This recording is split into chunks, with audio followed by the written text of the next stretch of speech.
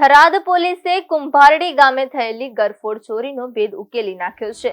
પોલીસે 22.48 લાખના સોના ચાંદીના દાગીના સહિત કુલ 23.03 લાખના મુદ્દામાલ સાથે એક ચોરને ઝડપી પાડ્યો છે.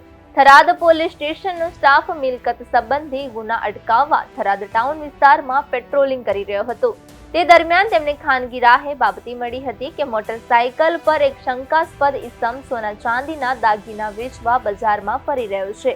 આ બાતમીને આધારે પોલીસે થરાદ ટાઉનમાં ટોળાની પાડ પાસે તે ઇસમને પકડી પાડ્યો હતો. તેની પાસેના કાપડના થેલાની તપાસ કરતા તેમાંથી સોના ચાંદીના દાગીના મળી આવ્યા હતા. દાગીનાના બિલ માંગતા તેણે ગલ્લા તલ્લા કર્યા હતા અને વિશ્વાસમાં લઈને પૂછપરછ કરતા તેણે કબૂલ્યું કે આ દાગીના તેણે કુંભારડી ગામે તેના મામાના ઘરેથી રાત્રે ચોર્યા હતા અને તે વેચવા માટે થરાદ બજારમાં આવ્યો હતો. થરાદ પોલીસ સ્ટેશનની હદમાં મિલકત સંબંધી ગુનાઓ ન બને તે માટે મહેરબાન પોલીસ અધિક્ષક સાહેબ શ્રી વાવ થરાદ ચિંતન તેરિયા સાહેબે અસરકારક કામગીરી કરવા માટે સૂચના આપેલી.